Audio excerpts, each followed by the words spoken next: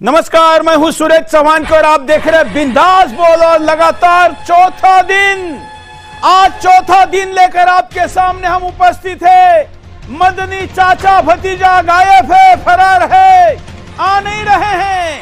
मंचों पर चुनौती देने की बातें करने वाले और मुसलमान किसी से डरता नहीं कहने वाले सुदर्शन से डर के क्यों भाग रहे? आज चौथे दिन जब हम बात करें, आपने झूठा दावा किया, आपने कहा कि अल्लाह सबसे बड़ा है। हमने कहा महादेव से कैसे बड़ा हो गया, सबूत दो। तो सबूत देने के लिए कोई नहीं है, तो स्टूडियो में हमको मूर्ति लगानी पड़ी। मूर्ति नहीं कहेंगे, पुतला लगाना पड़ा। मदनी का पुतला तो पहुंच गया, लेकिन मदनी नहीं है। अरशद मदनी देवबंदियों के सबसे बड़े मौलाना महबूब मदनी सांसद भी रह चुके हैं, इनके उत्तराधिकारी सबसे बड़े नेता। लेकिन ये सुदर्शन पर जो विद्वान आ रहे हैं उनके सामने आ नहीं रहे। अरे अभी तो हमने हमारे आचार्य महामंडलेश्वर, अभी तो हमने हमारे शंकराचार्य जी को कॉल तक नहीं किया है। हमारे सैनिकों से ही आप भाग रहे हैं, तो हमारे सेनापति और हमारे धर्माचार्यों के आगे कैसे टिक पाओगे? झूठ बोलकर हिंदुओं को भ्रमित करने और उस नैरेटिव को बार बार लोगों के सामने लाकर भाईचारे का ढोल पीटने वालों का ढोल फूटने का आज लगातार चौथा दिन इस सीरीज में है। इसके पहले भी हम ऐसी कई सीरीज कर चुके हैं, तब भी जाकिर नाइक का नंबर था, भाग गया था। हमने जम्मू कश्मीर के ग्रैंड मुफ्ती को चुनौती दी थी, भाग गया था। हमने मुंबई का भी डेप्यूटी ग्रैंड मुफ्ती को चुनौती दी थी, उसने तो कहा था कि हम तो जंतर मंतर पर आग लगाएंगे और उसके अंदर से जाएंगे। हमने कहा था आइए, चलाइए, चलकर दिखाइए। आज हम मुसलमानों के और मुसलमानों में भी सुन्नियों के सबसे बड़े मजहबी ठिकाना देवबंद के मौलवी को, मुफ्ती को, मौलाना को ही कॉल करें, लेकिन वो नहीं आए। मुद्दा क्या है? रामलीला मैदान पर सर्वधर्म समभाव के नाम पर जो तमाशा रचा गया था, जो ड्रामा रचा गया था, जो नौटंकी हो रही थी, जिसके द्वारा लोगों के सामने एक नया नैरेटिव सेट करना था ताकि बड़े पैमाने पर हिंदुस्तान में एक्स मुस्लिम मूवमेंट चल रही है। मतलब मुसलमान अपना धर्म मजहब छोड़कर कुछ नहीं अपना रहे, कह रहे हम भाई मुसलमान नहीं है, बाकी देखेंगे और कुछ है क्या नहीं। अमेरिका में प्रति घंटे ये सैकड़ों में आंकड़ा जा रहा है। दुनिया के 100 देशों में यह मूवमेंट जोर पकड़ रही है। ऐसे में हिंदुस्तान में भी इस आंधी से अपने आप को बचाने के लिए इन्होंने हमारे पूर्वज हिंदू नहीं थे इस शगुफे को, और यह साबित करने के लिए हम सबसे पुराने हैं, ये साफ झूठ लोगों के सामने रखा। अधूरी तैयारी थी, इसलिए अब आगे क्या जवाब देना है पता ही नहीं था। इनको लगा कि हमेशा की तरह सब चुप रह जाएंगे, लेकिन आचार्य लोकेश मुनि जी ने वहां पर एल्गार करी। सुदर्शन तो ऐसे मुद्दे को उठाता ही है, बाकी मीडिया तो राजनीतिक और बाकी मसाला खबरों पर लगा हुआ है। हम इस मुद्दे पर इसलिए लगे हैं, इसलिए नहीं कि हम कह रहे हमारा ही भगवान बड़ा है, क्योंकि हमारे में ऐसी धारणा है ही नहीं। हम इसलिए लगे हैं कि कोई हमारे भगवानों से अपने को बड़ा नहीं कह सकता।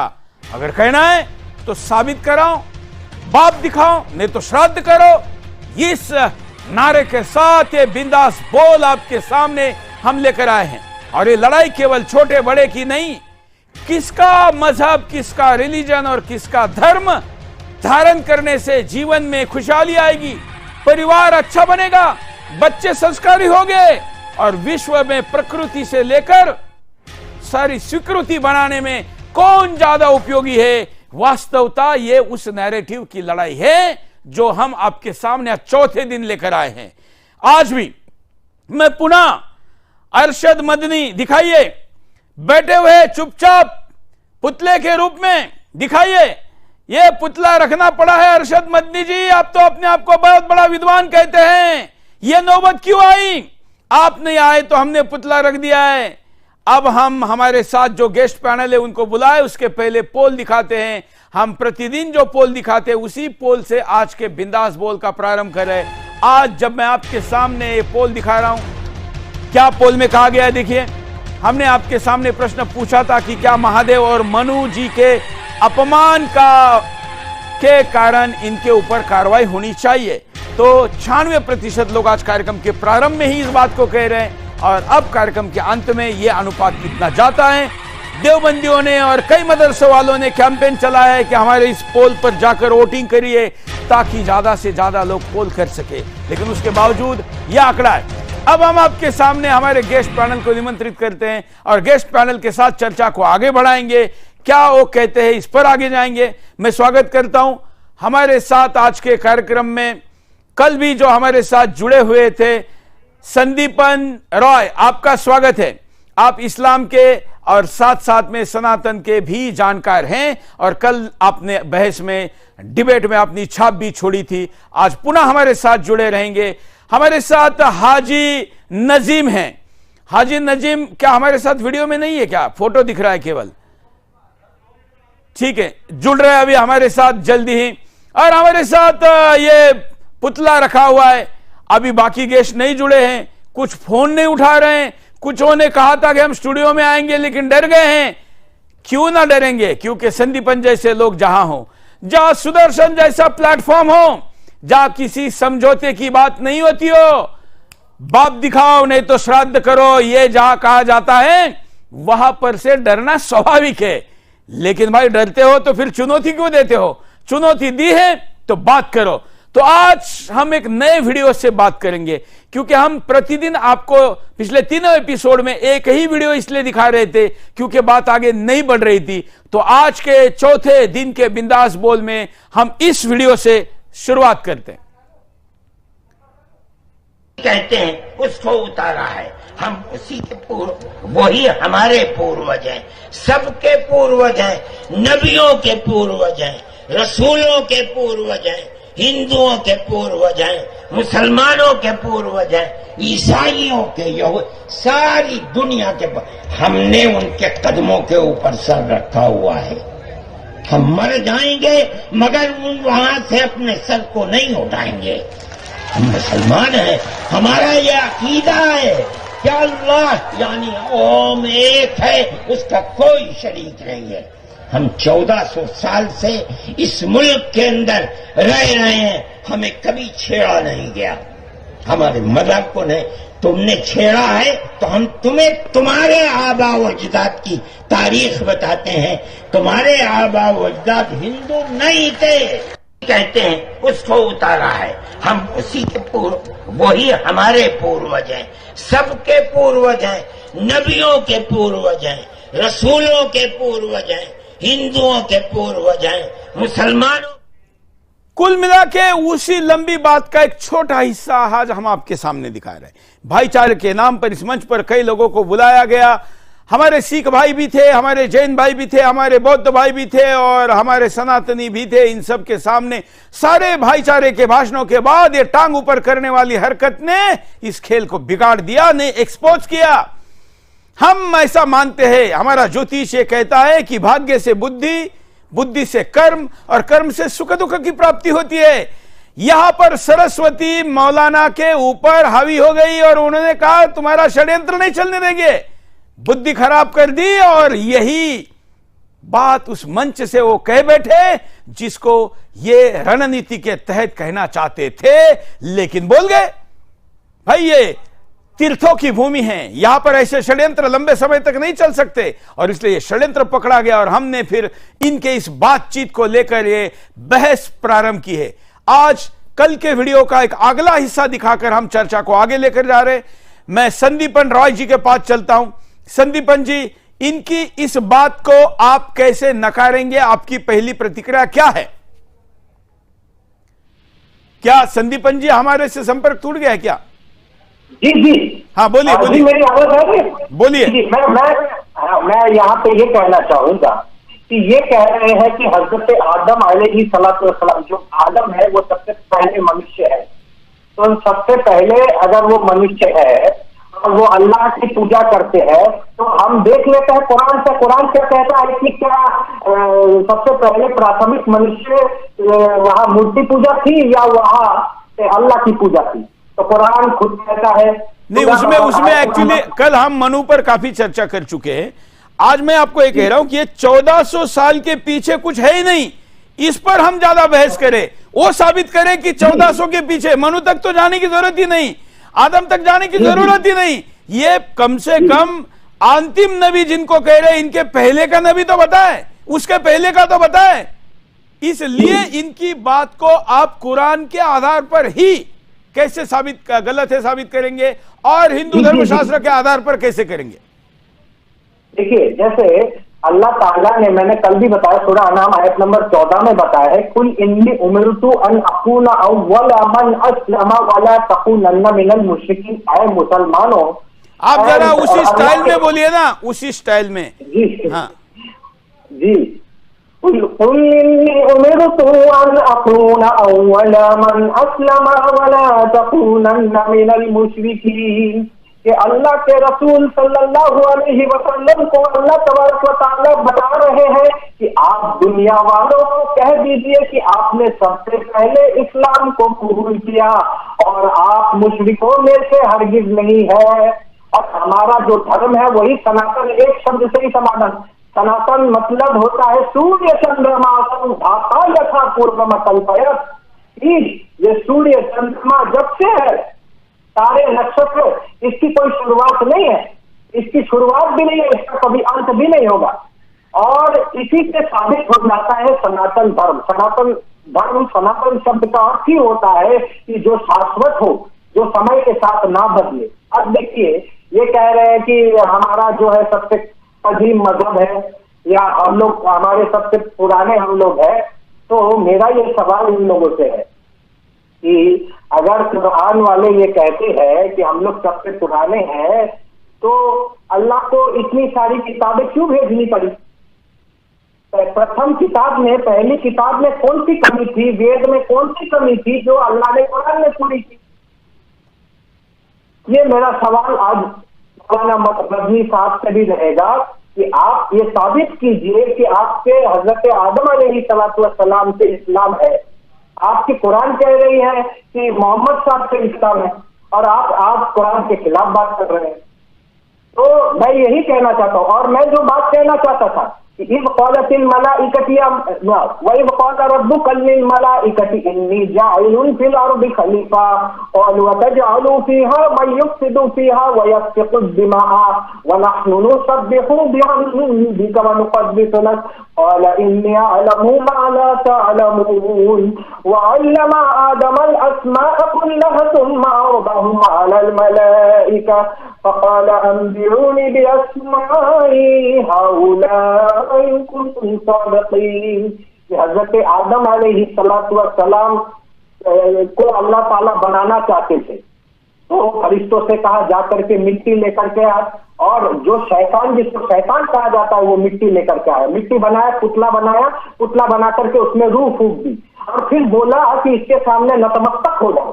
तो जो फरिश्ते, सारे फरिश्ते नतमस्तक हो गए, केवल इब्लीस को छोड़ करके। और ये कह रहे हैं एक अल्लाह की पूजा है इस्लाम में। मैं ये कह रहा हूं कि इब्लीस ने तो उस मूर्ति के सामने नतमस्तक होने से मना कर दिया, और बाकी फरिश्ते उस मूर्ति के सामने उसकी पूजा करने लगे। मूर्ति पूजा तो कुरान से साबित है कि इब्लीस को इसलिए निकाला गया क्योंकि वो मूर्ति पूजा करने से मना कर दिया। औला मा मना आका तस्जुद लिमा खलक़तु बियदी अस्तकबरत अम कुन्त मिनल आलमीन। तुझे किसने मना किया इसको सजदा करने से, जिसको बनाया मैंने अपने हाथों से। क़ाल अना खैरुम मिन्हुम खलक़तनी मिन नारिन व खलक़तहु मिन तीन क़ाल फबिमा अग़वैतनी लअक़ुद्दन्न लहुम सिरातकल मुस्तक़ीम। कि तू मेरी बात नहीं मान रहा, अल्लाह कह रहा मेरी बात नहीं मान रहा है, निकल जा यहाँ से। तो मूर्ति पूजा जिसने नहीं किया, अल्लाह ने उसको शैतान बना करके निकाल दिया, और तुम कह रहे हो हजरत आदम और उनकी पूजा करते थे। ये तो झूठ बात है। ठीक है संदीपन जी, जरा आप स्क्रीन कैमरे की तरफ देखकर बात करिए। और हमारे साथ मुस्लिम स्कॉलर हाजी नाजिम जी भी है। हाजी नाजिम, इनके तर्कों पर मैं आपको आपका पक्ष रखने का अवसर देता हूं। मैं आशा करता हूं कि इस बड़े प्लेटफॉर्म पर जो करोड़ों लोग देश विदेश से देख रहे हैं, आप चिल्ला कर नहीं, बड़े शालीनता से अपनी बात को रखें। देखिए सुरेश जी, सबसे पहले तो मैं ये कहना चाहूंगा कि सुरेश जी मेरी आवाज को किस तरीके से बंद कर देते हैं और म्यूट कर देते हैं, ये बहुत ही सोचने विचारने वाली बात है। क्योंकि जब मैं तर्क रखता हूँ हक में, बिल्कुल नहीं दिया। आप दोनों कल जब झगड़ा कर रहे थे तो मैंने चुप होने के बाद चुप होना चाहिए भाई। संसद में भी अगर चुप हो, ये कहने के बाद सांसद चुप नहीं होते हैं तो स्पीकर बंद कर देता है माइक सबके। मैं जब कहता हूं चुप हो जाओ तो इसका मतलब तब चुप होना चाहिए। शुरू करिए आप। नहीं तो सुरेश जी ये बताइए, जब मैं पैनलिस्ट से बात करता हूँ, उनके सवालों के जवाब देता हूँ, तो उनकी आवाज को आप तेज करते हैं और मेरी आवाज को आप दबाते हैं। बिल्कुल नहीं, ये याद रखिए, बिल्कुल नहीं। हाजी नाजी में ये कभी भी आपके आप बिल्कुल, आप देखिए, आप बकवास से शुरू कर रहे हैं। आपको अवसर इनका उत्तर देना है क्या? आपका समय घटता जा रहा है, जल्दी बोलिए। नहीं बताइए, सवाल का जवाब दूंगा मैं इनके। हाँ तो अभी इन्होंने जो बोला इसका कोई उत्तर है आपके पास? नहीं, बिल्कुल जिस तरीके की अभी इन्होंने दलील दी है, ये बताइए, पहले तो ये हर्फ की अदायगी नहीं कर पाते, नून गुन्ना होता है उसके बारे में नहीं पढ़ते। आपने आयत पढ़ी है, मगर आयत को आपको सही तरीके से पढ़नी चाहिए। कैसे बात से कैसे कैसे कैसे कैसे जरा आप पढ़ के दिखाई। नहीं, मैंने तो कल भी पढ़ा था, आज भी पढ़ दूंगा। मेरे पढ़ने से मतलब नहीं है, मतलब यह है कि आप डरते क्यों हैं? आपसे ये अच्छा गाते हैं इसलिए आप नहीं पढ़ रहे। नहीं, क्यों नहीं पढ़ूंगा, मैं तो पढ़ता हूँ। अलिफ लाम मीम जालिकल किताबुल ला रैब फीह हुद्दल लिल मुत्तकीन अल्लज़ीन। अब ये देखिए किस तरीके के पढ़ेंगे। ये बताइए, आप इस तरीके की हर्फ की अदायगी करेंगे? ये बताइए, आपने बार-बार एक बात कही है। और रही बात ये, अब मैं आपके सवाल का जवाब देता हूँ। अब आप सुनिए, जिस तरीके से आपने ये कहा कि मैं फिर कहता हूँ कि इस धरती पर आदम अलैहिस्सलाम इस्लाम को लेकर आए, इस धरती पर आदम अलैहिस्सलाम इस्लाम को लेकर आए और दुनिया के आखिरी नबी सल्लल्लाहु अलैहि वसल्लम पर इस्लाम मुकम्मल किया। अल्लाह ने अपने महबूब के सदके में पूरी कायनात को बनाया। और आप जिस तरीके की बातें कर रहे हैं, आप भी उसी कायनात का हिस्सा है जो मेरे महबूब के सदके में अल्लाह ने बनाया। और रही बात अब ये कि बार बार आप ये कह रहे हैं कि पैगंबर आदम अलैहिस्सलाम इस धरती पर आए। हाँ, मैं कहता हूँ कि इस धरती पर आए, इस अखंड भारत की धरती पर आए, तो इसमें कोई सोचने की करने की बात नहीं है। अरे पूरी ये जो पूरी बात है, मैं आपको बता रहा हूँ ना, दलील भी दे रहा हूँ आपको। इस धरती पर आदम अलैहिस्सलाम आए, अरे आदम अलैहिस्सलाम आए, अरे पूरी बात आपको बता रहा हूँ कि आदम अलैहिस्सलाम इस धरती पर आए, इस्लाम को लेकर आए, और जितने भी नबी आए सबने अपने अपने धर्म का प्रचार किया। अब ये बताइए, इस दुनिया के आखिरी नबी सल्लल्लाहु अलैहि वसल्लम आए, जिसमें अल्लाह ने इस्लाम मुकम्मल किया। तो ये सब हकीकत है, आप इन हकीकत को छुपा नहीं सकते, आप इन हकीकत को भाग नहीं सकते। ये इस्लाम दीन है, इंशाअल्लाह परवान चलता रहेगा। संदीपन जी, आपका थोड़ा आवाज ठीक कर लीजिए। संदीपन जी, मैं अभी आप दोनों के पास पुनः आता हूं। हमारे साथ ब्रजनंदन शर्मा जी जुड़े हुए हैं। आप वरिष्ठ पूर्व मुस्लिम हैं। एक्स मुस्लिम मूवमेंट तो अब गति ज्यादा पकड़ रही है, लेकिन ऐसे पहले से कई लोगों ने एक्स मुस्लिम पूर्व मुस्लिम होना प्रारंभ किया था। ब्रजनंदन शर्मा उन्हीं में से एक, हमारे सामने एक वरिष्ठ एक्स मुस्लिम है। आपने सुना कि क्या कहा गया रामलीला मैदान पर, एक नया नैरेटिव सेट करने का प्रयास जो मदनी चाचा भतीजा ने किया। ब्रजनंदन जी, मैं आपकी प्रतिक्रिया चाहूंगा। पहली देखिए, यह जो बात कही जा रही है, ये लोगों को सही पता नहीं है। वास्तव में अल्लाह की उत्पत्ति सन 610 में हुई है। सन 610 के पहले अल्लाह का कोई नाम निशान नहीं था। अल्लाह शब्द ना तो तौरेत में है। अरे आप चुप बैठो ना हाजी, क्या बात करें हाजी, अरे आपको सुनना पड़ेगा। आपका समय आएगा तब आप बोलोगे। हाजी, हंसी आ रही है, आवाज बंद, हंसी बाद में हंसना। अभी आपका हंसने का समय भी नहीं है। हाँ बोलिए ब्रजनंदन जी, कंटिन्यू करिए। हाँ हाजी, मैं ये कह रहा हूँ कि अल्लाह जो है अनादिकाल से नहीं है। सन 610 में मोहम्मद ने अल्लाह शब्द बनाया है। इसके पहले इलाह शब्द था। अल्लाह शब्द ना तो कुरान की पहली सूरत में है, ना दूसरी में है, ना तीसरी में है, ना चौथी में है। अल्लाह शब्द 5वीं सूरा में आया है, सूरे फातिहा में। अल्लाह पहले था नहीं। ये जो कह रहे कि अल्लाह एक है, अल्लाह नहीं, अनेक हैं। अल्लाह खुद नमाज पढ़ता है। अल्लाह ने दुनिया को नहीं बनाया, मोहम्मद ने अल्लाह को बनाया। इस तरीके की बेतों की बात आप साबित करें कुरान में कहीं पहले अल्लाह का शब्द था क्या? अरे भाई आपका नंबर आएगा तब बोलो ना, आप चुप बैठो, आपका नंबर आएगा तो आप बोलो। फिर आप बोलते हो कि म्यूट कर देते हो, फिर बोलते हैं म्यूट कर देते हैं। चुप बैठो, आप सुनो इनको पहले। हाँ नहीं, मैं गलत बात नहीं सुनूंगा। हाँ गलत, आपकी गलत बात ये सुन रहे हैं। नहीं तो मेरे हक बात सुन रहे हैं। आप बोल रहे हैं वही सही है, सुनूंगा, मेरी हक बात सुनेंगे। आप बोल रहे हैं वही सही है, या बैठे किसलिए है? आपने बोलना है और हमने ताली बजाना है, ये मदरसा है क्या? चैनल पे डिबेट चल रही है, शास्त्रार्थ चल रहा है, यहाँ शास्त्रार्थ में लंबे समय तक बात एक दूसरे की सुननी होती है। सुनिए। हाँ ब्रजनंदन जी। नहीं तो मैं गलत बात नहीं। अच्छा मैं एक ही शब्द कहता हूँ, ये लोग कहते हैं अल्लाह सबसे बड़ा है, ये अल्लाहू अकबर कहते थे। आप बताइए कुरान में अल्लाहू अकबर कहाँ लिखा है? एक जगह भी बता दो, हम मान लेंगे, हार जाएंगे। आपने अल्लाहू अकबर है ही नहीं है, आपने कुरान, अल्लाह सबसे बड़ा है ही नहीं, आपने कुरान में है ही नहीं है अल्लाह नाजिम अकबर। जी आपके पिता के उम्र के हैं, मुसलमान थे, मुसलमान। आप बताइए, ये ब्रजनंदन शर्मा बाद में बने।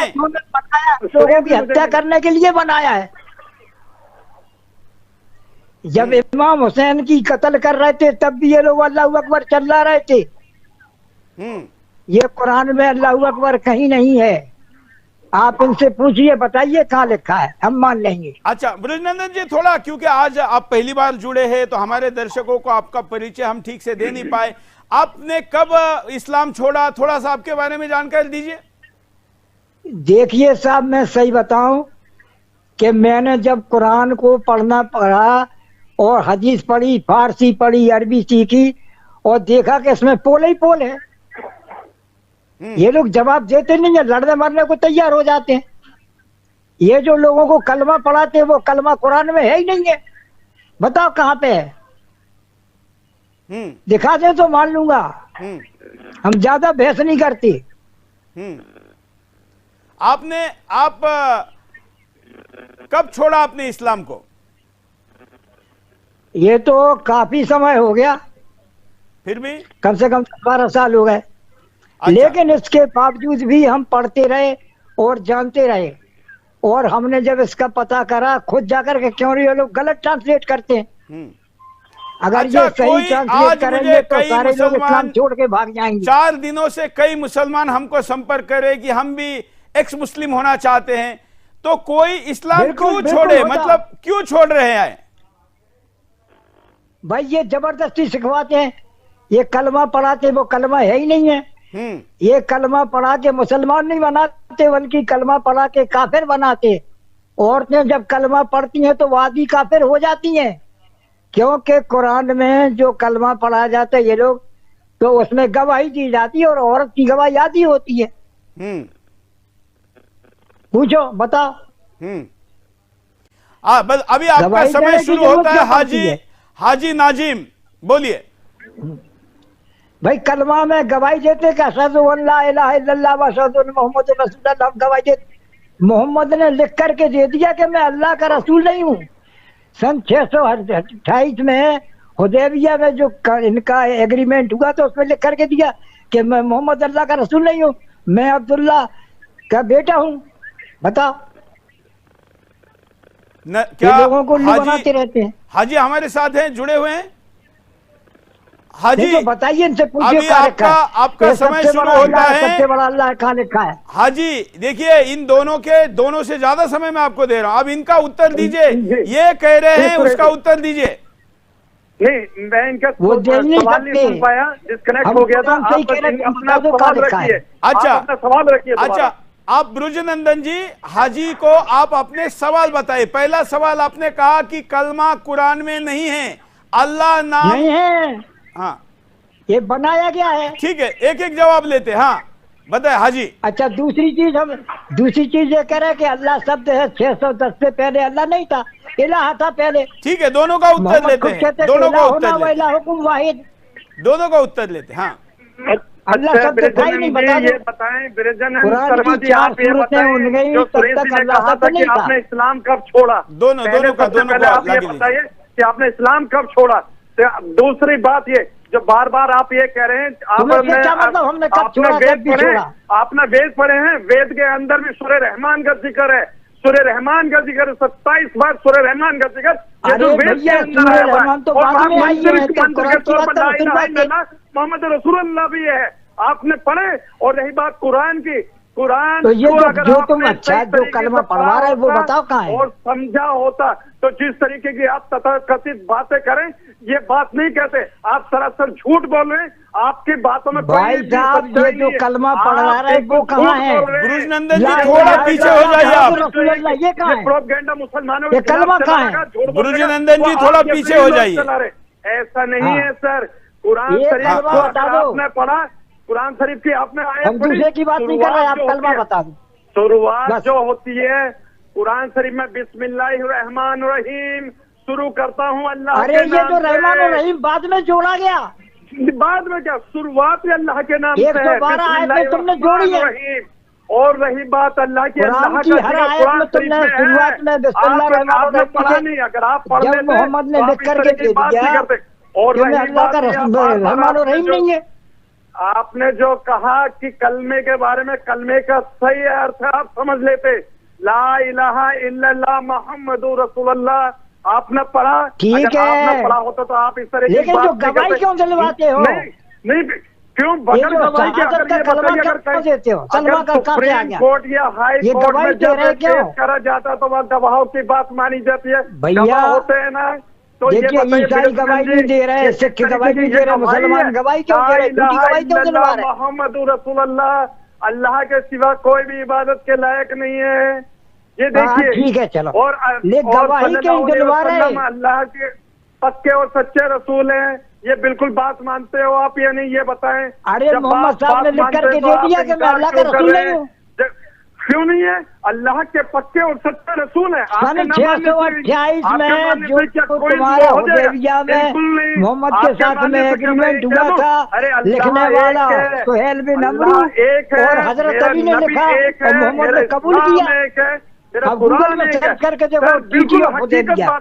आप बेबुनियादी जो दलील पेश कर रहे हैं उसमें कोई सच्चाई नहीं है। अगर बुनियाद हम नहीं है, अगर सबूत नहीं देगा तो या तो तुम हिंदू बन जाओ। अगर ये बताइए आप पूर्व मुस्लिम अपने नाम के आगे लगा लेंगे तो मैं मान लूंगा, छोड़ना पड़ेगा। अच्छा, हम चैलेंज कर रहे हैं। बिल्कुल नहीं, गलत बात। अब दोनों का समय समाप्त हुआ है, अब दोनों का समय समाप्त होता है। इस मुद्दे पर मैं अब संदीपन जी के पास चल रहा हूं, लेकिन इस बात के पूरे खंडन के साथ कि यहां पर हाजी जो बोल रहे हैं कि वेदों में जिक्र है, ये वेद जाकिर नाइक के इस्लामिक रिसर्च सेंटर के प्रिंटिंग प्रेस में गए हैं, वहां इसका जिक्र हो सकता है, लेकिन ओरिजिनल स्क्रिप्चर में कहीं पर भी इसका उल्लेख नहीं है। झूठ बोलने की, फेंकने की एक सीमा होती है, उसके आगे नहीं फेंकना चाहिए। अब रुकिए, अभी दोबारा आता हूं संदीपन जी। संदीपन जी, जो इन्होंने बात कही है कि वेदों में है, इस बात को जरा आप नकारिए। कैसे ये नकार नहीं सकते? अभी हाजी आप चुप। हाँ, अब देखिए नकारे क्या, जो जिन्होंने ये किया है, क्लेम किया है अल बैयनातु अलल मुद्दाई वला यमीनु अला मन अनकरा, ये मंतिक का उसूल है। मंतिक यानी लॉजिक, हमारे जैसे होते हैं, मंतिक का उसूल है। जो दावा करता है और मैं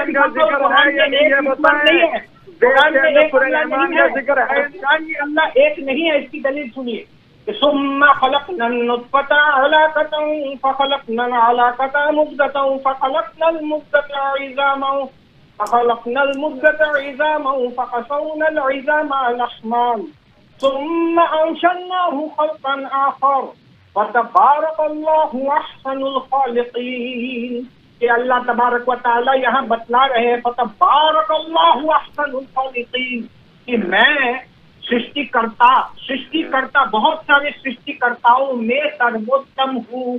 यानी सृष्टिकर्ता एक नहीं है, कुरान के अनुसार बहुत सारे हैं, जिनमें से अल्लाह सबसे बड़ा है। अब देखिए इनके यहाँ तौहीद का मैं कैसे पोल खोलता हूँ, एक ईश्वरवाद की पोल खोलता हूँ मैं। ये लोग कहते हैं हमारे यहाँ एक ईश्वरवाद है, तो एक ईश्वरवाद है, और इनका अल्लाह सूरा अहज़ाब आयत नंबर 33 उसमें कहते हैं इन्नल्लाह व मलाइकतुहु युसल्लूना अलन नबी। अल्लाह नबी के लिए नमाज पढ़ते हैं। अल्लाह नबी के लिए नमाज पढ़ते हैं, तो अल्लाह नबी के लिए नमाज पढ़ते हैं, तो अल्लाह किस अल्लाह के नाम पर नमाज पढ़ते हैं, उसका जवाब दो। सूरह फातिहा भी तो यही कह रहा है ना, इय्याका नअबुदु व इय्याका नस्तईन। अल्लाह कह रहे हैं हम तेरी इबादत करते हैं, तेरी पूजा करते हैं और तुझी से मदद मांगते हैं। तो जब अल्लाह ये कह रहा है हम तेरी पूजा करते हैं, तुझी से मदद मांगते हैं, तो अल्लाह किस अल्लाह की पूजा कर रहा है? ये एक ईश्वरवाद है या बहु ईश्वरवादी है इस्लाम?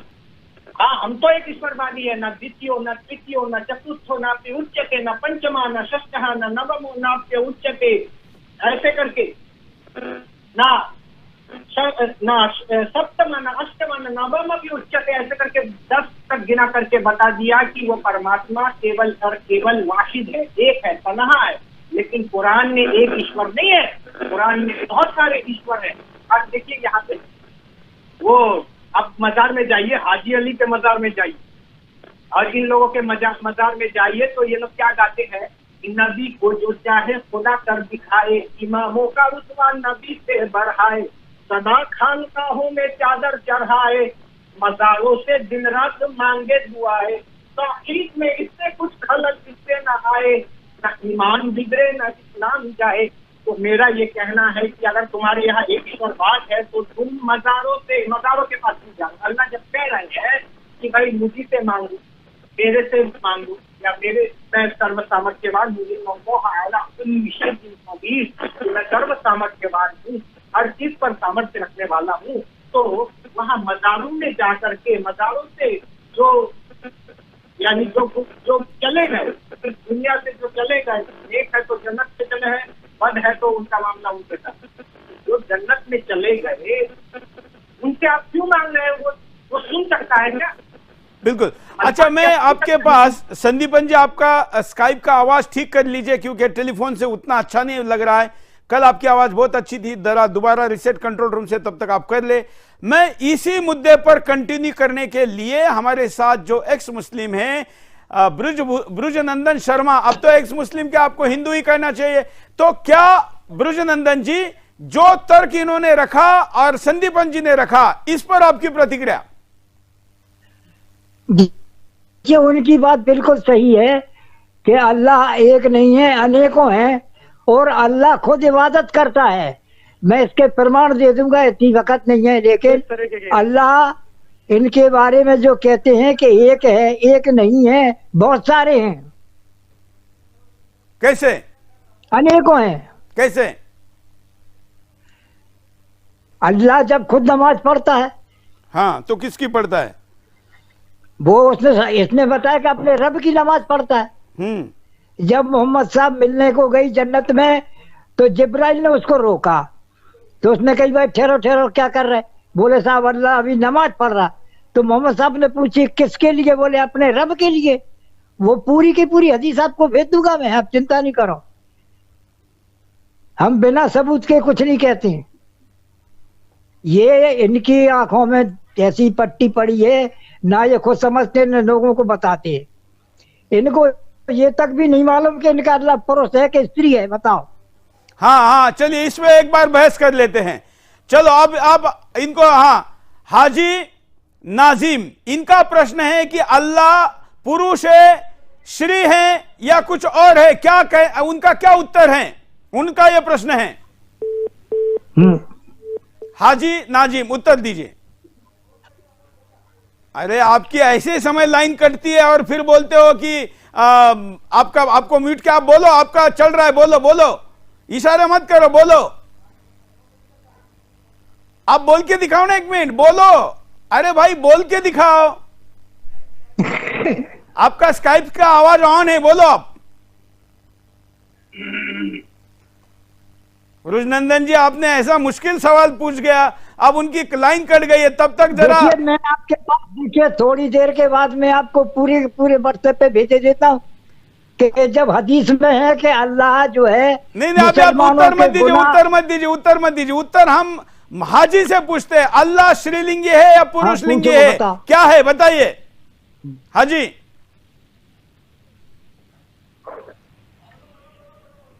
हेलो, फोन डिस्कनेक्ट हो गया था मेरा। हाँ बोलिए, अभी बोलिए। हाँ प्रश्न समझ में आ गया आपके? सुरेश जी, फोन मेरा डिस्कनेक्ट हो गया था आपके चैनल की तरफ से। अच्छा, आपने जो बात किया आप मुझे बताइए। प्रश्न है इनका, ब्रजभूषण जी पूछ रहे हैं अल्लाह श्रीलिंगी है, पुरुष लिंगी है या क्या है? अल्लाह पुरुष है या श्री है? ना तो अल्लाह पुरुष है ना स्त्री है। अरे तो इतनी ये कौन खतरनाक सी बात बोल रहे हो, इतनी ये किस खतरनाक तरीके बात की अल्लाह के बारे में बोल रहे हो, ना पुरुष है ना श्री है। अल्लाह को आप पुरुष भी कह रहे हैं और स्त्री भी कह रहे हैं, किस तरीके की बातें कह रहे हैं आप? अल्लाह के बारे में अगर सही तरीके से बात अगर आपको करनी है तो आप बात कीजिए। ये किस तरीके के तथ्य पेश कर रहे हैं? अभी ये इन्होंने कहा कि अल्लाह, ये प्रश्न गलत तो है नहीं। एक मिनट, इस पर बात करते हैं, अल्लाह पुरुष है या श्री है, इस पर बात करिए।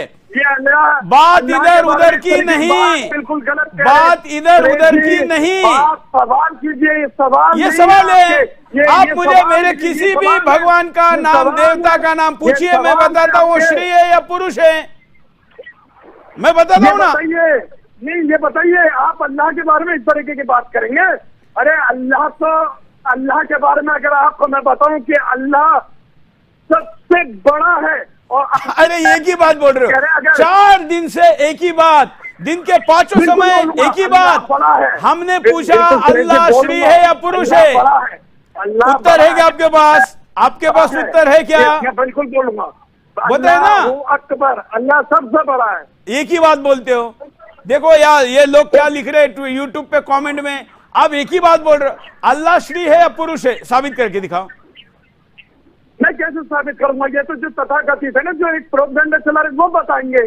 चलिए संदीपन जी, संदीपन जी, अल्लाह, ये प्रश्न ये बोल रहे हैं, इनके उत्तर पर आप क्या कहेंगे संदीपन? वो कह रहे हैं कि अल्लाह जो है सो सबसे बड़ा है। तो अल्लाह जब सबसे बड़ा है तो मेरा ये सवाल है कि कुरान खुद कहता है इन्ना रब्बुकुमुल्लाहु अल्लज़ी खलक़स समावाति वल अर्दि फी सित्तति अय्यामिन सुम्मा इस्तवा अलल अर्श युदब्बिरुल मा मिन शफ़ीइन। बताया गया है कि अल्लाह तबारक व तआला कहते हैं कि मैंने 6 दिन में जमीन और आसमान को बनाया, 7वां दिन अर्श पर करार पकड़ा। तो अर्श पर बैठने वाला, अर्श पर बैठा हुआ है जो अल्लाह, तो अल्लाह बड़ा है या अर्श बड़ा है?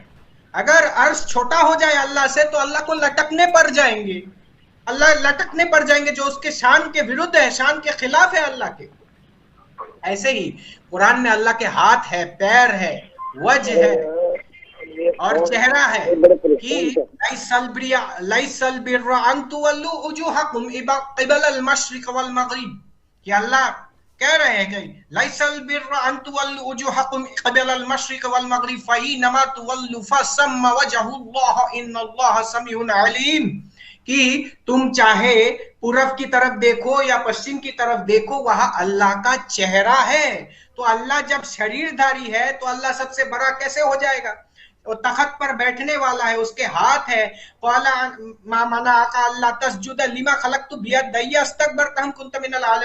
तुझे किसने मना किया इस आदम को सजदा करने पर से जिसको बनाया मैंने अपने दोनों हाथों से? हाथ किसका शरीरधारी का होगा या निराकार का होगा? तो जो शरीरधारी अल्लाह है तो वो अल्लाह सबसे बड़ा कैसे हो जाएगा? जो शरीरधारी है, एक जगह घेर करके रखा है, एक जगह में महदूद है, तो जगह से बाहर अल्लाह नहीं है, तो जगह बड़ी हो जाएगी, अल्लाह छोटा हो जाएगा। अच्छा, इनका एक प्रश्न था, शायद आपने ध्यान से सुना नहीं।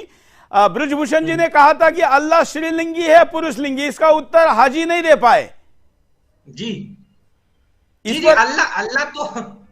अल्लाह तो पुरुष लिंग है। अल्लाह पुरुष लिंग इसलिए है क्योंकि अल्लाह ने अपने शक्ल सूरत से आदम को बनाया।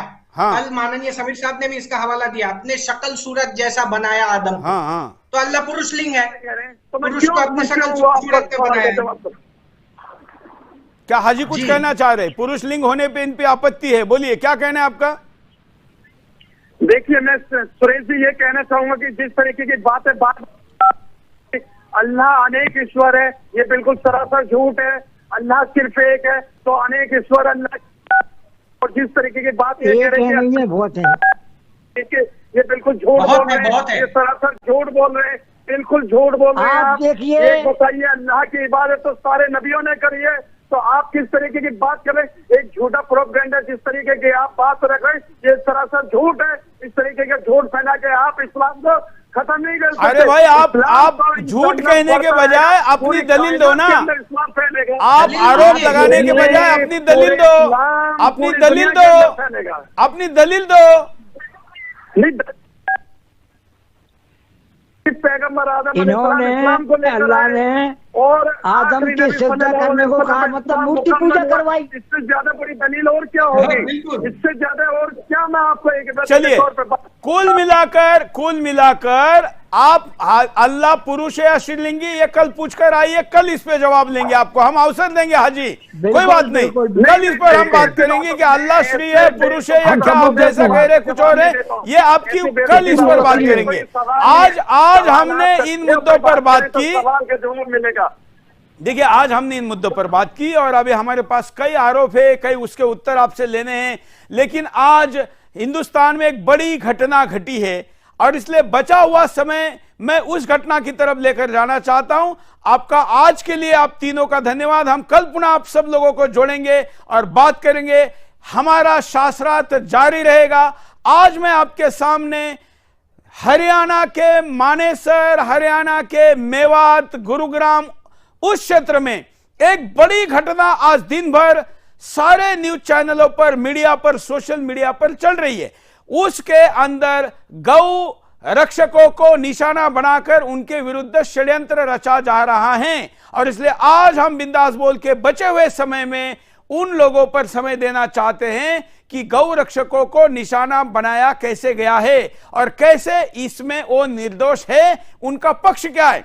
कोई चैनल उनका पक्ष रखने के लिए तैयार नहीं है और इसलिए हम आपको पहले इसी मुद्दे को लेकर चल रहे हैं। हमारे साथ हमारे रिपोर्टर भी जुड़ेंगे, हम कुछ कॉलर को भी अवसर देंगे अपनी बात रखने का। पहले मैं आपको यह बताना चाहता हूं कि कैसे यह पूरा घटनाक्रम रहा। पहले यह कहा गया कि पहले मैं आपको एक सीसीटीवी फुटेज दिखाता हूं कि उस सीसीटीवी फुटेज में गुरुग्राम के पटौदी रोड पर सुबह 7:45 बजे बोलेरो से जाते हुए ये वो वीडियो है जिस वीडियो में मोनू मानेसर, एक बार जरा मोनू मानेसर का वीडियो दिखाते हैं जो अपनी घटना पूरी स्वयं बताएंगे, उसके बाद इस वीडियो पे आते हैं। मोनू मानेसर ने जो वीडियो जारी किया जरा उसको खुद दिखाइए। जो भी आरोप थाना गोविंदगढ़ के क्षेत्र से हमारे ऊपर लगाए जा रहे हैं वो बिल्कुल निराधार है। बजरंग दल की कोई टीम वहां पे नहीं थी और वो घटना बहुत ही दुर्भाग्यपूर्ण है जो हमने सोशल मीडिया से पता लगा है। जो भी व्यक्ति हो उनके खिलाफ सख्त से सख्त कार्रवाई की जाए, चाहे कोई भी हो, उसमें कोई भी दोषी बख्शा ना जाए। और उसमें मैं और मेरी टीम बजरंग दल की कोई भी व्यक्ति उसमें नहीं है और जो भी व्यक्ति इसमें है उस पर सख्त से सख्त प्रशासन कार्रवाई करे। और पूरे पुलिस प्रशासन से मैं कहना चाहता हूं और लोगों से भी कहना चाहता हूं पुलिस का सहयोग करें और हम भी पुलिस का सहयोग करने के लिए बिल्कुल तैयार हैं। लेकिन जो भी नाम दिए गए हैं वो बिल्कुल निराधार है। जो भी जांच है उसमें जांच करके और दोषियों को कड़ी से कड़ी कार्रवाई की जाए और हम बिल्कुल सहयोग करेंगे। आज ओबीसी आ गया, ओबीसी से लेके दुनिया भर के सारे लोग अचानक से उस मैटर पर आ गए जो मैटर एक झूठ परोसकर कुछ गौ रक्षकों को निशाना बनाने के लिए रचा गया था। क्या है पूरा षड्यंत्र, देखिए क्या कहा है पूरा घटनाक्रम।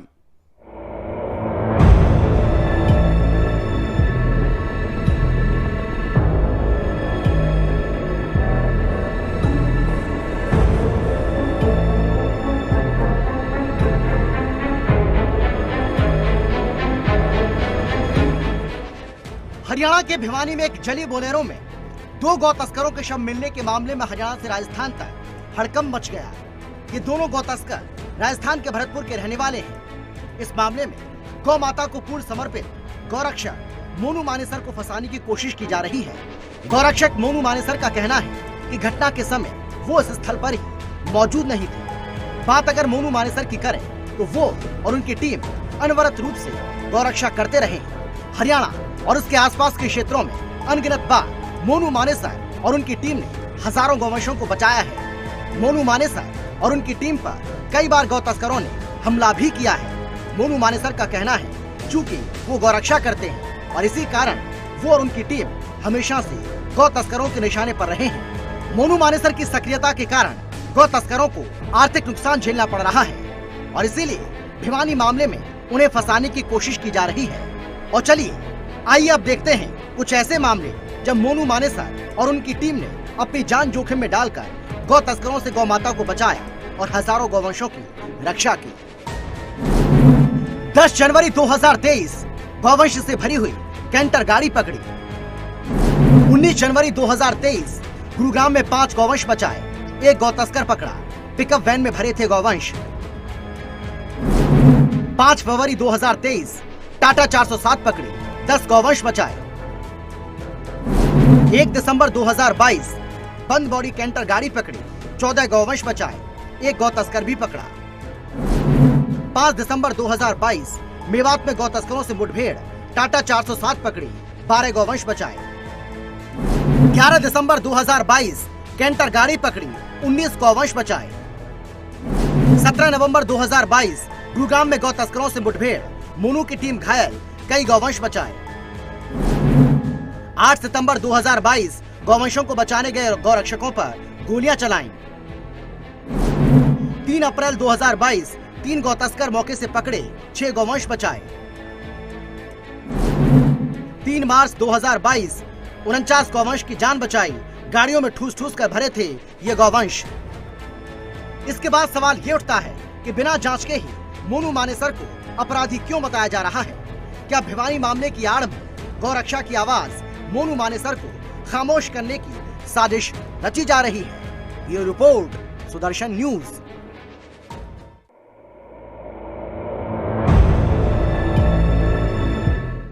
और जहां पर झूठ का पाखंड रचा जा रहा हो और षड्यंत्र हो रहा हुआ ओवीसी ने, ऐसा कैसे हो सकता है? और इसलिए गौ रक्षकों को फंसाने की षड्यंत्र में ओवीसी कूद गया। क्या कहा उसने, देखिए। को बंद कर दीजिए, हरियाणा की सरकार, बीजेपी की सरकार बंद कर दे कोर्ट्स को, पुलिस को हटा लीजिए, वर्दी उतार दीजिए पुलिस की। अब बोलेंगे कुछ, मोहन भागवत तो हर 15 दिन को ज्ञान देते रहते हैं, बताइए इस पे क्या बोलेंगे वो? देश के प्रधानमंत्री को बोलेंगे, देश के गृह मंत्री कुछ बोलेंगे इसके ऊपर? अदालत को बंद कर दीजिए, हरियाणा की सरकार, बीजेपी की सरकार बंद कर दे कोर्ट्स को, पुलिस को हटा लीजिए, वर्दी उतार दीजिए पुलिस की। अब बोलेंगे कुछ, मोहन भागवत तो हर 15 दिन को ज्ञान देते रहते हैं, बताइए इस पे क्या बोलेंगे वो? देश के प्रधानमंत्री को बोलेंगे, देश के गृह मंत्री कुछ। पहला आरोप इनके ऊपर लगाया गया कि ये 14 तारीख को यह घटना घटी, लेकिन 14 तारीख का सीसीटीवी फुटेज मैं आपको दिखाता हूं, जिससे आपको पता चलेगा कि 14 तारीख को मोनू मानेसर वहां थे ही नहीं। उन्होंने 14 और बाद में 15 भी आरोप लगा, तो 14 और 15 तारीख के दोनों सीसीटीवी फुटेज आपके सामने देखिए। ये पहला वाला वीडियो फुटेज है, इसमें यह 14 तारीख का है, जिसमें कहा गया था कि घटना 14 को घटी, लेकिन एफआईआर में घटना का जिक्र 15 का किया गया। लेकिन ये हमने 14 का सीसीटीवी फुटेज आपके सामने लाया है, जिसमें मोनू मानेसर स्वयं इस वीडियो में आपको सीसीटीवी फुटेज में दिख रहे हैं। ये आपके सामने है।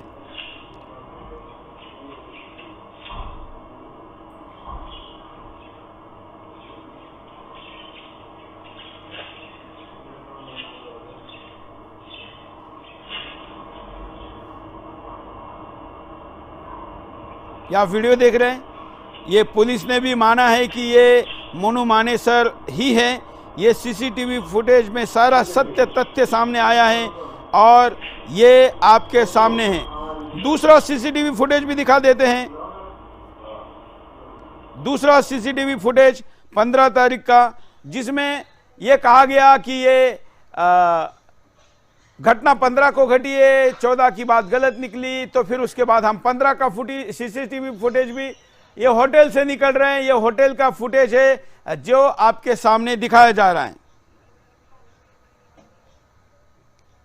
बिल्कुल, तो मोनू मानेसर और उनकी टीम कैसे निर्दोष है हम आपको बता रहे हैं। तो ये सीसीटीवी फुटेज आप देख रहे हैं।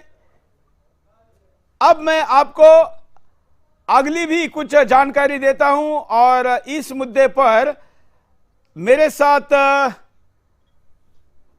सूरजपाल अम्मू जी का कॉल आया है। अम्मू जी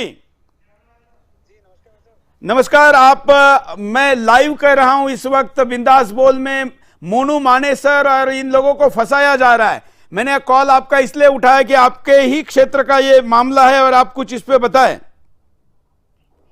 मेरा कहना है कि मोनू मानेसर हो या इस प्रकार के लोग हो, हमारे हिंदू समाज में इतना जघन्य अपराध हमारे हिंदू धर्म में ना कभी सिखाया गया, ना ही हमारे लोग कर सकते हैं। और जहां तक है मोनू की बात, मोनू एक गोरक्षक है। गोरक्षक को जबरदस्ती इनको तकलीफ है उसके सेवा करने से। मोनू लगातार सेवा कार्यों में जुटा रहता है। हजारों गायों की रक्षा उसने अब तक की, अपने प्राणों को न्यौछावर करने तक की वो ताकत रखता है। जो गाय बिल्कुल, ये उन्होंने अपने वीडियो में भी कहा है कि हम ऐसी हरकत कर ही नहीं सकते और ये बजरंग दल के संस्कार नहीं, हिंदू के संस्कार नहीं और हमने ये नहीं किया है। यही बात मोनू मानेसर कह रहे हैं, यही सूरजपाल अम्मू जी भी कह रहे हैं। और अम्मू जी, क्या वहां गौ तस्करी इन लोगों के गतिविधि के कारण एकदम रुक गई थी, इनका धंधा बंद हो गया था, इसलिए इनको फंसाया जा रहा है? थोड़ा से लोग रुक भैया, मैं अभी पुन्हाना से आ रहा हूँ। मेवात का जो गढ़ है पुन्हाना, मैं रास्ते में हूँ, गाड़ी से चल रहा हूँ। वहां पर भी मुझे हजारों की तादाद में अभी लोग मिले हैं। मैं लोगों से मिला हूँ, हिंदू समाज के लोगों से भी मिला हूँ और अन्य समाज के लोगों से भी मिला हूँ। वहां पर ये स्पष्ट तौर पे कहा गया कि इन लोगों का जो चरित्र था, इनमें से एक व्यक्ति जुड़ा हुआ था इस क्षेत्र में, इस कार्य में, ये जो गो तस्करी के मामलों में।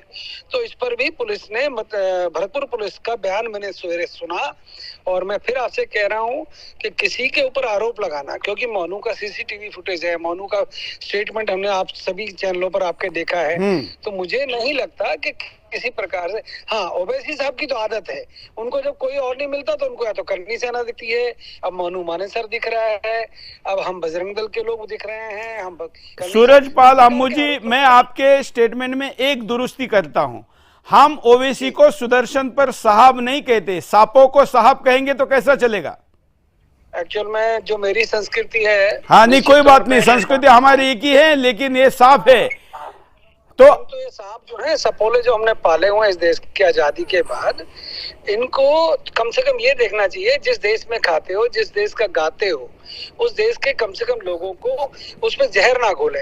आप आए दिन हमारे ऊपर आरोप लगाते हो, अपने लोगों को कहो ना। जिस गाय को मैं माता कहता हूँ है, वो जंगल में गायों को ले जाके क्या करते हैं। मैं जिस मेवात से अब निकल रहा हूँ गाड़ी में बैठ के, मेरे इधर उधर लाखों के तादाद में हम मुस्लिम रहते हैं, हमारा उनसे कोई वो नहीं है क्या? परंतु वो हर बार गाय की तस्करी करेंगे, गोमांस की तस्करी करेंगे और हिंदू समाज अपना विरोध भी प्रकट ना करे। बिल्कुल, हम बिल्कुल इस प्रकार की बातों का निश्चित तौर पे हम सबके ऊपर, हाँ एक बात मैं अवश्य कहना चाहूंगा, कानून कभी भी हिंदू समाज के सभ्य लोग हाथ में नहीं लेते। बिल्कुल, आप लोग गर्दन काटते हैं, इन लोगों का गर्दन काटने का रिवाज है, सिस्टम है। हमारे यहाँ पर इस प्रकार का रिवाज न था न है। पहले एक बार इसका वो हो जाए, जांच हो जाए, दूध का दूध पानी का पानी हो जाएगा। हरियाणा पुलिस सक्षम है ऐसे कार्यों को जांच करके दूध का दूध पानी करने के लिए, तो धैर्य रखना चाहिए। कुछ ही समय के अंदर दूध का दूध पानी का पानी आ जाएगा। अगर कोई दोषी होगा तो उसका भी इलाज होगा, और अगर कोई निर्दोष को फंसा रहा है तो ओवैसी साहब को भी आईना दिखाने का काम करनी सेना करेगी। बिल्कुल, धन्यवाद। तो सूरजपाल अम्मू जी का कॉल आ गया था, शायद हम लाइन पर ज्यादा एंगेज है और इसलिए उनकी बात को हमने आपके सामने सुना। कई कॉलर मेरे साथ जुड़े हुए हैं और आज दिन भर हिंदुस्तान के हिंदुओं को बदनाम करने का षड्यंत्र जो थोड़े थोड़े दिनों के बाद आता रहता है, उसी के एक कड़ी में आज गुरुग्राम, मेवात पर तो मैंने पूरी सीरीज चलाई। आपको याद होगा कि क्या क्या दिखाया था हमने। 118 गांव हिंदू विहीन हो चुके हैं, वहां पर ये घटनाएं घट रही है। कॉलर के पास चलते हैं, आप भी कॉल कर सकते हैं, अपनी बात को रख सकते हैं। हमने आज के बिंदास बोल को कट करके हमारे अभियान को थोड़ा रोककर इस मुद्दे को इसलिए दिखा रहे हैं क्योंकि हिंदुस्तान का कोई भी चैनल इस वक्त गौ रक्षकों की बात नहीं सुन रहा है। हम एक तरफा नहीं बात कर रहे, हम कह रहे हैं कि जांच तो होने दीजिए, उनकी बात तो सुनिए। कॉलर, जय हिंद। जी जय हिंद। बोलिए बोलिए। मेरा नाम शिवदानी सिंह है। हाँ। मैं दिल्ली से बात कर रहा हूँ। हाँ। और ये इन लोगों को, ये मुल्लों को ना, ये ईंट का जवाब पत्थर से देना पड़ेगा। अगर ये सर काटे तो हम इसका सर काटेंगे। नहीं नहीं, आप ऐसी बातें आप नहीं कह सकते। गैर कानूनी बातें कहना ठीक नहीं है। आप लोग करते कुछ नहीं है, बातें करते हैं और फिर हिंदुओं को बदनाम करते हैं। चलिए, ये कॉल हम ऐसा नहीं सुन सकते, अगले कॉलर के पास चलते हैं। जय हिंद, बोलिए। जय हिंद। हाँ सर, मेरा नाम संतोष तिवारी है। बोलिए संतोष जी। बस यही मैं कहना चाहता हूं कि थोड़ा सा आपके माध्यम से हिंदुओं को जागना है। और वहां जो कांड हुआ वो तो जांच का विषय है। उस पे हिंदू मुस्लिम नहीं होना चाहिए, वो जो कानून अपने ढंग से काम करेगा। बिल्कुल, वो कानून का विषय है, कानून को काम कर। धन्यवाद। तो आज हमने आपके सामने इन मुद्दों को रखा। मित्रों, जो चर्चा हम चला रहे हैं, अल्लाह सबसे बड़ा, ये मुहिम हमने नहीं शुरू की थी, आपने ये कहा तो हमने कहा कि चुनौती देते हैं, चर्चा करके दिखाओ। इतने प्रश्न निकल रहे हैं, वह अल्लाह श्री है, पुरुष है या क्या है? उन्होंने तो कुछ और ही उत्तर दिया जो मैं भी नहीं बोल सकता। ऐसी बातें सामने आ रही। ये सारी बातें किसी को नीचा ऊपर दिखाने के लिए नहीं। कौन सा धर्म, मजहब, रिलीजन आपके जीवन को स्वर्ग बना सकता है या आपको इस कर्म के, आपके सिद्धांतों के अनुसार लेकर जा सकता है, इसके लिए यह सारी चर्चा चल रही है। मैं आपके सामने बहुत ही जल्द एक ऐसा अभियान लेकर आने वाला हूं कि जिन्होंने इस्लाम छोड़ा, वो क्यों छोड़ा, क्या घटना उनके जीवन में घटी जिस कारण उन्होंने इस्लाम छोड़ने का निर्णय किया। वो वैज्ञानिक तरीके से, भावनिक आधार पर या उनके आध्यात्मिक तरीके से जो भी उत्तर वो देना चाहते दे सकते। आप हमको संपर्क करिए, हम इन मुद्दों को आपके सामने लेकर आएंगे। हम आशा करते हैं कि कल के कार्यक्रम में यह बात आगे बढ़े।